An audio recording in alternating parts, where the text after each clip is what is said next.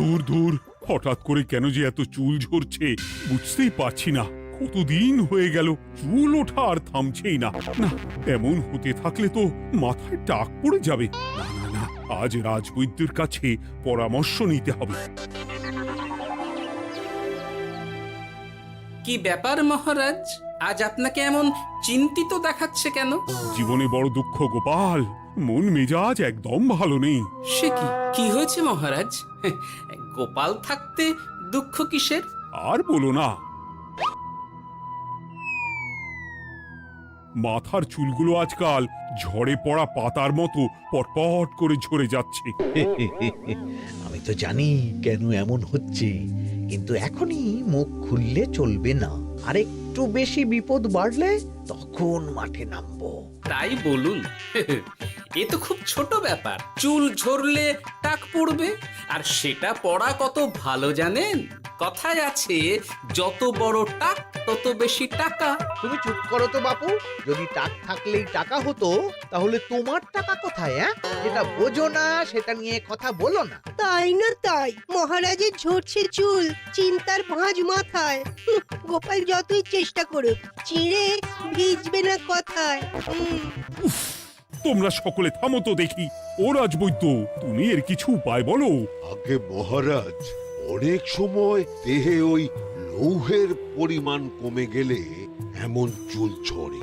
আপনি বরং পালং শাক, ওই কিশমিশ, কলা ও আরো কিছু ফল আমি বলে দিচ্ছি, সেগুলো বেশি করে খান।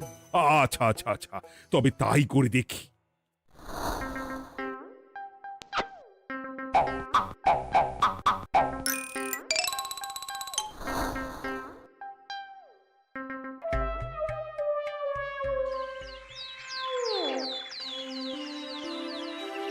ও রাজবৈদ্য, তোমার কথা মতো শাক পাতা ফলমূল সবই তো খেলাম, চুল ঝরা বন্ধ তো হলোই না।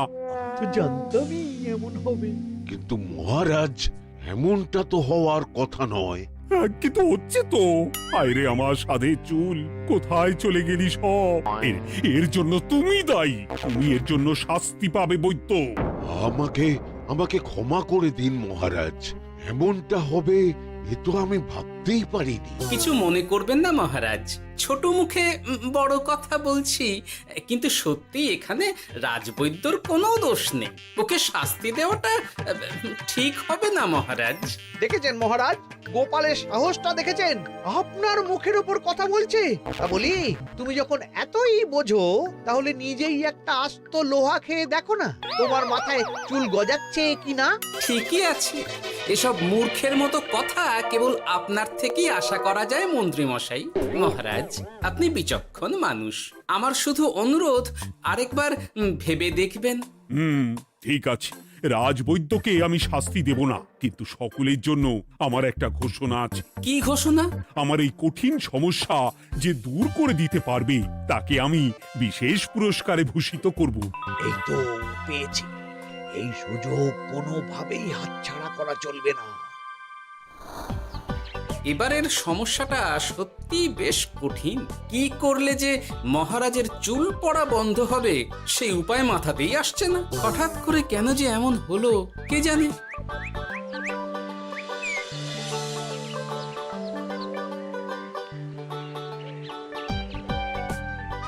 ও মা, তুমি এসে গেছো?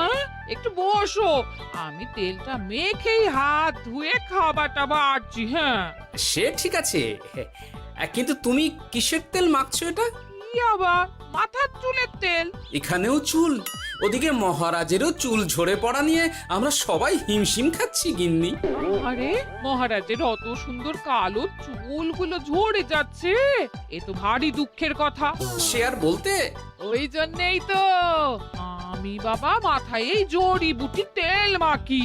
এতে চুলের গোড়া শক্ত করে, চুলকে ভালো রাখে, নতুন চুল গজায় সব। হ্যাঁ। কি কি বললে? নতুন চুলও গজায়? সত্যি? হ্যাঁ। বাহ, তাহলে আর চিন্তা কি। আমাকে এই তেলটা একটু দিতে পারবে গিন্নি?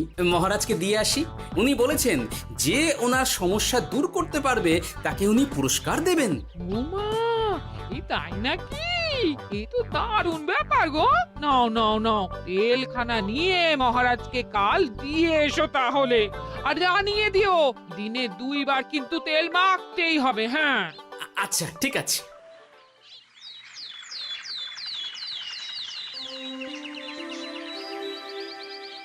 কোনো উপায় খুঁজে পেলে তোমরা? আগে মহারাজ, আমি আপনার জন্য নকল চুল বানিয়ে এনেছি।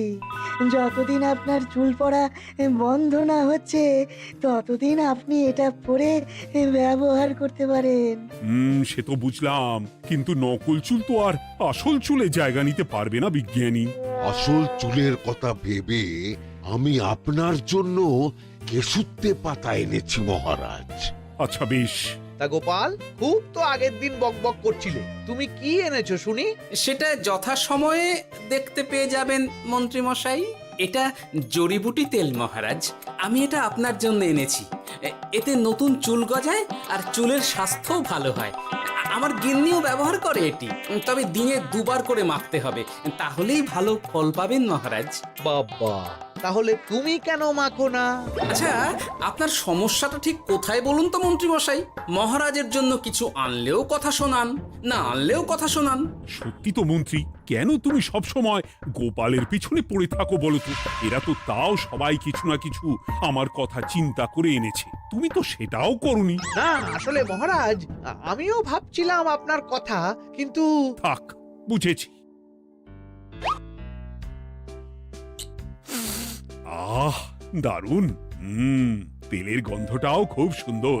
গোপাল, তোমায় অনেক ধন্যবাদ। আশা করছি ব্যবহার করলে খুব ভালো ফল দেবে। একদম দেবেই মহারাজ। দূর বাবা, ভেবেছিলাম এক হলো আর এক। কোথা দিয়ে যে গোপালটা মাঝখান দিয়ে এসে নাক গলিয়ে ঢুকে পড়ে, খুব শক্ত পুরস্কার নেওয়ার। দেখাচ্ছি মজা।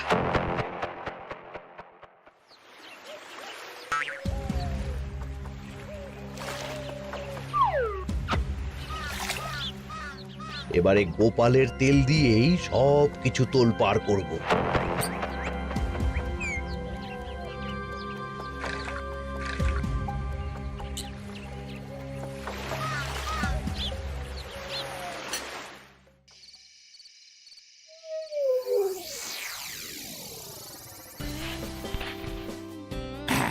ব্যাস, হয়ে গেল 2 বার মাখা। গোপাল বলেছিল এতেই ভালো ফল পাব, কিন্তু এখন মাখার পর মাথাটা কেমন জ্বালা জ্বালা করছে মনে হচ্ছে। হয়তো নতুন চুল গজাবে বলে এমন হচ্ছে। কাল সকালে বোঝা যাবে। এতক্ষণে বোধহয় ছোট ছোট চুল গজিয়েই গেছে। কি এটা চুল গজানোর তেল ছিল নাকি পড়ে যাওয়ার? হে ভগবান, যেটুকু বাকি ছিল সেটাও ঝরে পড়ে টাক পড়েই গেল। হ্যাঁ, গোপালই হলো যত নষ্টের গোড়া। আজ আসুক সভায়।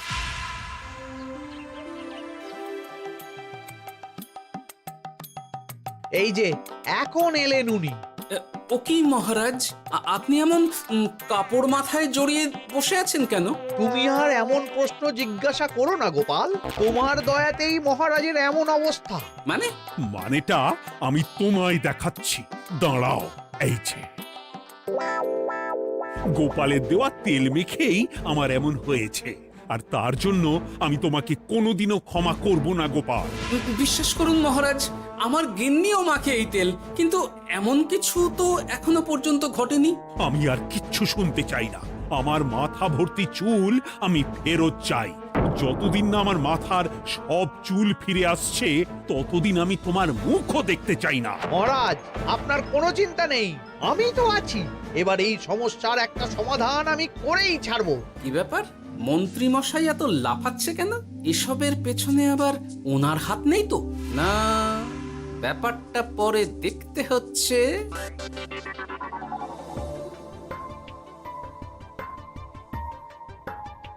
আমি বলি কি মহারাজ, এই সময়টা বরং আপনি নকল চুলটা মানে মানে পরচুলা ব্যবহার করুন। হ্যাঁ, অগত্যা, কিছু তো একটা গন্ডগোল আছেই। গিন্নিও তো রোজ মাথায় তেল মাখে, কই এমন তো হয় না। মন্ত্রী যদি কিছু করেও থাকে তাহলেও হাতে নাতে ধরবো কিভাবে? ও কি গো গোপাল দাদু, এখন এই সময় তুমি রাজসভা ছেড়ে এখানে? তোদের দাদু আর রাজসভায় যাবে না রে? কি বলছো গো? কেন? আর কেন, বিনা দোষে এমন শাস্তি। তোমায় শাস্তি দিয়েছে, তুমি শুধু বলো কে তোমার সাথে কি করেছে, বাকিটা আমরা বুঝে নিচ্ছি। আচ্ছা বলছি, কৃষ্ণনগরের মন্ত্রী মশাইয়ের বাড়িটা কোন দিকে একটু বলতে পারবেন? কৃষ্ণনগরে নতুন নাকি? আগে তো আপনাকে কখনো দেখেছি বলে মনে পড়ছে না। হ্যাঁ, আমি এখানে থাকি না, আমি এখানে আমার কাজে এসেছি, তাই মন্ত্রী মশাইয়ের বাড়ির ঠিকানাটা যদি একটু বলে দেন। নিশ্চয়ই, এ পথ দিয়ে সোজা চলে যান, তারপর কিছুটা ডান দিকে গেলেই পেয়ে যাবেন। আচ্ছা, অনেক ধন্যবাদ। ভিন গাঁয়ের লোক মন্ত্রী মশাইয়ের বাড়িতে? ব্যাপারটা বেশ সন্দেহজনক লাগছে। এই এই গুলটে ন্যাপলা, তোরা তোরা দুজন একটু আড়াল থেকে দেখতো লোকটা মন্ত্রী মশাইয়ের বাড়িতে ঠিক কি জন্য এসেছে, তারপর আমায় খবর দিস। ঠিক আছে গোপাল দাদু। তোমার আবার এখানে আসার কি দরকার ছিল? আমি তো বলেছি যে আমি ঠিক গিয়ে তোমার পাওনা গন্ডা মিটিয়ে দেবো। মিটিয়ে দেবে? কতদিন হয়ে গেছে জানেন? দেখো, হয় আমার কীটনাশক আর সার সব ফিরিয়ে দিন, নয়তো আমার জিনিসের দাম মিটিয়ে দিন। কীটনাশক, সার আর কি করে ফেরত দেবো বলো? ও তো সব পুকুরের জলে মিশে গেছে। ওসব আমি জানি না, আমার পাওনা গন্ডা মিটিয়ে দিন, ব্যাস। চল চল, এখনই তাহলে গোপাল দাদুকে গিয়ে সব জানাই। হ্যাঁ, চল চল। দাদু, ও গোপাল দাদু। তোরা এসে গেছিস? আয় আয় আয় আয় আয়। মন্ত্রী মশাইয়ের মুখ থেকে অনেক খবর পেলাম। তাই নাকি? কি শুনি? মন্ত্রী মশাই ওই লোকটার কাছ থেকে অনেক কীটনাশক সার নিয়েছে, কিন্তু এখনো জিনিসের দাম মেটায়নি। হ্যাঁ, ওই জন্যই তো মন্ত্রী মশাইয়ের উপর লোকটা খুব রেগেছিল, হুমকিও দিয়েছে 1 সপ্তাহের মধ্যে জিনিসের দাম সব মিটিয়ে দিতে হবে। তাই নাকি? কিন্তু কীটনাশক সার নিয়ে মন্ত্রী মশাই কি করবে? সেটা তো বলতে পারবো না দাদু। তবে হ্যাঁ, মন্ত্রী মশাই ওই লোকটাকে বলছিল যে ওই সব কীটনাশক সার পুকুরের জলে মিশে গেছে। কি বললি? পুকুরের জলে? আচ্ছা, এবার দুয়ে দুয়ে 4 করা গেল। অনেক ধন্যবাদ রে তোদের। বল বল, তোরা কি খাবি? কিচ্ছু লাগবে না গোপাল দাদু, তবে ভোলা বয়ের আর মিষ্টি খাওয়ালে। আচ্ছা আচ্ছা। কি করে যে মহারাজকে আসল ব্যাপারটা বোঝাই, কিছু তো একটা উপায় বের করতেই হবে। তা বলি বাবা, রাজসভায় যেতে হবে না বলে কি সারাদিন এইভাবেই শয়নে শয়নে দিন কাটাবেন বাবা? হ্যাঁ, উপায় পেয়ে গেছি। বুঝলে গিন্নি, আমাকে একটা জায়গায় যেতে হবে, বুঝলে? তারপর ওখানে যদি কাজ হয় তাহলে আগামীকাল রাজসভায় আমি যাব। কিন্তু তুমি যে বলেছিলে তোমার এখন ছুটি। হ্যাঁ, কি আর করি বলো, গুরুত্বপূর্ণ একটা কাজ, তাই যেতেই হবে। আচ্ছা যাও। ওই গো বিজ্ঞানী, আরে গোপাল যে, বলো। এই এই যে বিজ্ঞানী, একটা বিশেষ দরকারে তোমার কাছে এলাম, বুঝলে? হ্যাঁ, বলোই না। আচ্ছা, এই দূষিত জলকে কিভাবে আবার পরিশুদ্ধ করে বলতে পারবে? কেন পারবো না? জলের মধ্যে একটু চুন আর ফটকিরি দিয়ে দিলেই জল আবার দূষণমুক্ত হয়ে যাবে। তবে ওগুলো দেওয়ার পর কিছুদিন সেই জলকে ব্যবহার করা বন্ধ রাখতে হয়। হ্যাঁ। আচ্ছা আচ্ছা, অনেক ধন্যবাদ, আসি তাহলে। হ্যাঁ,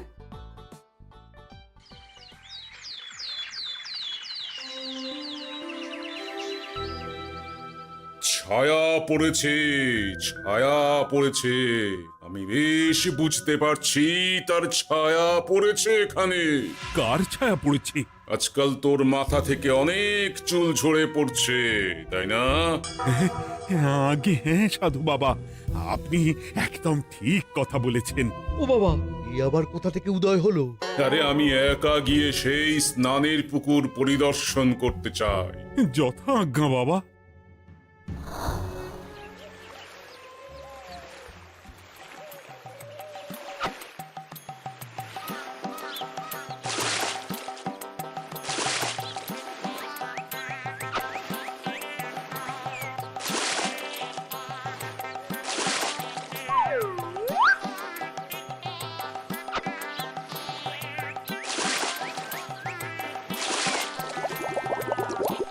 যাক বাবা, মোটামুটি সপ্তাহখানেক এভাবে থাকলেই পুকুরের জল আবার আগের মতো পরিষ্কার হয়ে যাবে।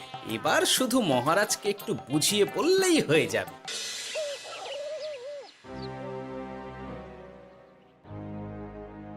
কি বুঝলেন সাধু বাবা? আমার অনুমানটাই ঠিক ছিল। পুকুরের জলে কালো ছায়া পড়েছে, কুদৃষ্টি পড়েছে, তাই এমন হচ্ছে। সে কি? কি কালো ছায়া? যত সব বাজে কথা। জল দূষণ করলাম আমি, আর দোষ পড়ছে কালো ছায়ার উপর। তাহলে এখন কি হবে? চিন্তার কোনো কারণ নেই। আমি মন্ত্রপুত ভস্য ছড়িয়ে দিয়েছি। 1 সপ্তাহ ওই পুকুরের জল স্পর্শ তো দূর, পুকুরের কাছেও যাওয়া নিষেধ। তাহলে আমার মোহরের কি হবে? যথাজ্ঞা সাধু বাবা। ও কি তাহলে মহারাজ এতদিন স্নান করবেন কোথায়? সে কথা কাউকে চিন্তা করতে হবে না। মহারাজের ওপরে কালো ছায়া পড়া জল পড়েছে, তাই আগে সেটা শোধন করতে হবে। আমাকে তাহলে কি করতে হবে সাধু বাবা? আমার শিষ্য গোপাল আমাকে আগেই এই বিষয় জানিয়েছিল। আমি তার হাত দিয়েই তোর স্নানের জল পাঠিয়ে দেব। তাই আগামী 1 সপ্তাহ সেই জল দিয়েই তোকে স্নান করতে হবে। কি গোপাল? দেখছো তো মন্ত্রী, গোপাল আমাকে কত ভালোবাসে। আমি ওকে কত কথা শোনালাম, কিন্তু না না না না, কাল থেকেই আমি আবার গোপালকে রাজসভায় ডেকে আনবো। আমি আসছি, আমার কাজ হয়ে গেছে। আর হ্যাঁ, তোর স্নানের পুকুরের চারিদিকে প্রহরীর বন্দোবস্ত কর। কাক পক্ষীও যেন ওখানে প্রবেশ করতে না পারে। আচ্ছা বাবা, আচ্ছা।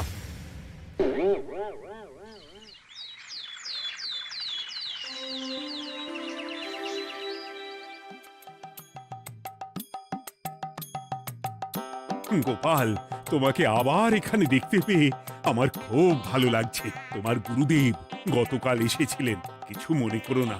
না বুঝেই তোমাকে অনেক কথা শুনিয়েছি। না মহারাজ, আমি জানি আপনি আমাকে খুব ভালোবাসেন, তাই আমি কিছু মনে করিনি মহারাজ। এই নিন, আমি আপনার স্নানের জল এনেছি। হ্যাঁ হ্যাঁ হ্যাঁ, দাও দাও দাও।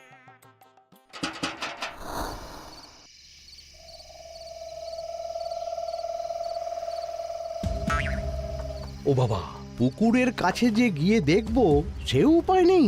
চারপাশে প্রহরীতে ভর্তি। তাহলে কি সত্যি সত্যি কালো ছায়া পড়েছে? ভালোই হলো, পাওনাদারকে বলে দেবো কীটনাশকটা জালি ছিল। হি হি।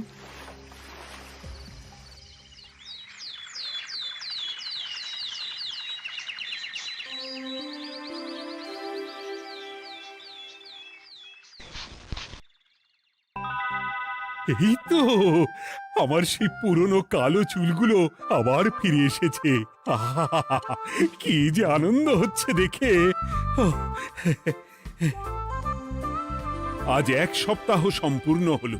গোপালের জন্য আমার স্নানের পুকুর থেকে কালো ছায়া দূর হয়েছে। আমাকে এই সমস্যা থেকে দূর করার জন্য আমি গোপালকে 100টি মোহর উপহার দিতে চাই। ধন্যবাদ মহারাজ।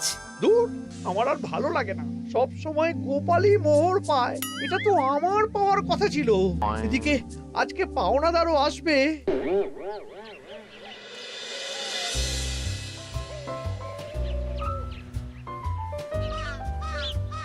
গোপাল দাদু, ওই লোকটা এসে গেছে। আচ্ছা, আসছি। এটা তো মন্ত্রীর বাড়ির দিকে রাস্তা। আমরা তাহলে ওদিকে কেন যাচ্ছি গোপাল? আপনার পুকুরের আসল রহস্যটা কি সেটা আপনি জানবেন না মহারাজ? মানে? নিজের চোখেই দেখুন, তাহলে বুঝতে পারবেন। আর একটু সময় দাও আমায় ভাই। এমনিতেও তোমার কীটনাশক কোনো কাজের নয়। কি এখন এসব কথা? আর একদিনও সময় দিতে পারছি না। একটু বোঝো, একটু। সব আমি মহারাজের পুকুরের জলে মিশিয়ে দিয়েছি। মন্ত্রী, তুমি তাহলে সেই কালো ছায়া? মহারাজ, আপনার পর্দা ফাঁস হয়ে গেছে মন্ত্রী মশাই। তুমি তাহলে সবটা জানতে? একদম প্রথম থেকে। রে, খুব জোর ফেঁসেছি। এদিকে পাওনাদার, ওদিকে মহারাজ। এখান থেকে কেটে পড়তে হবে। গন্ডগোল করে আবার পালানো হচ্ছে তবে রে। বলো, কেন করেছিলে? মহারাজ, আমি ভেবেছিলাম আপনার সব চুল উঠে গেলে আমি আপনার কাছ থেকে চুল গজানোর ওষুধ দেওয়ার নামে অনেক টাকা লুটবো। কিন্তু সেই ভাবনা ভাবনাই থেকে গেল, সেগুড়ে যে বালি হয়ে গেল। ভাবা যায় চুলের জন্য চুলো চুলি, হ্যাঁ?